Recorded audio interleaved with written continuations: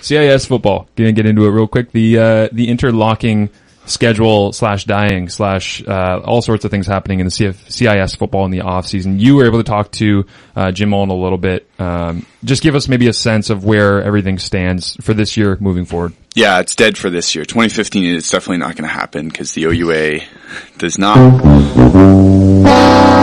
interested. Apparently, right now it's a bit of a financial thing, a travel thing, right. In that according to Gord Grace, who talked to Yahoo Sports, their A-Game blog, I mean, travel's kind of a thing, and there's things to be figured out, but the question remains, where is the CIS in Canada's sports landscape? Right. Football is the crown jewel of the organization. Of the Southeast Conference. No. Yeah.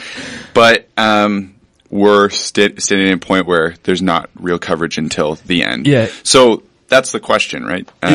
Football interlock dies, and what's next? I find it interesting because, you say it's the crown jewel of CIS sport and it's the one that's the most easily promoted, yet we're kind of at a roadblock with our major, television-worthy sport, whatever you want to call it, at a point where it can't take the next step right now, which is kind of frustrating. It's frustrating because you have the Vanier, and that moved more eyes than like an NCAA game. Mm-hmm. You have Montreal and McMaster playing in Montreal, and you have coverage by Sportsnet, SN360, radio in Canada, and it's just... We looked up the TV numbers. I looked them up the other day for a blog I was writing. 269,000 was the TV number that Sportsnet had. And again, you said that didn't factor in... Yeah, Radio Canada had like 700,000 or something. Yeah.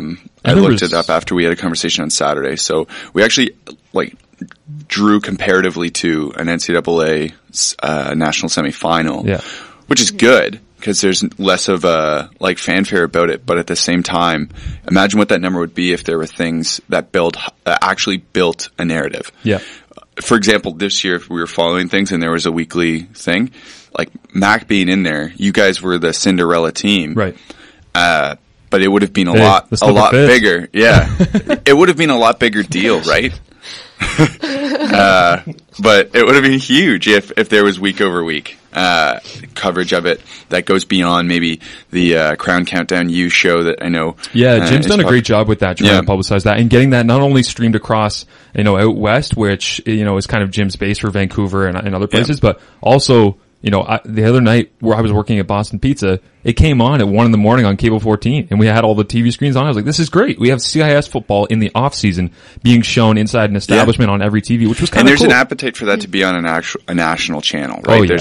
And that's something I talked with Jim. Right? I talked with Jim last night for about an hour about everything. But yeah, the question remains, right? Where is the CIS going from here? Because when they shoot something like this down, it shouldn't be a end of conversation. It should be something that, well, maybe if the idea doesn't work for the parties that are impacted, it should not work because they have something else in the works rather than they just don't like it. Yeah, we hope that the conversation continues on it. That's kind of the quickest synopsis we can do of that. Yeah, it's honestly, it's a topic that we could talk for an hour about, but there's a lot of other sports that need to get their publicity. And Johnny B and the Do It for Doxie campaign this week, 2 great interviews, 2 great guys to talk to. Football Interlock will be around for quite a while as a discussion point. I think we can tackle that in maybe June 20th when there's I'll pencil it in, man. Okay, yeah, please put it in your scheduler. We're going to take the break. We'll be right back to wrap up the show for you. This is Quest for the Cup on CFMU 93.3.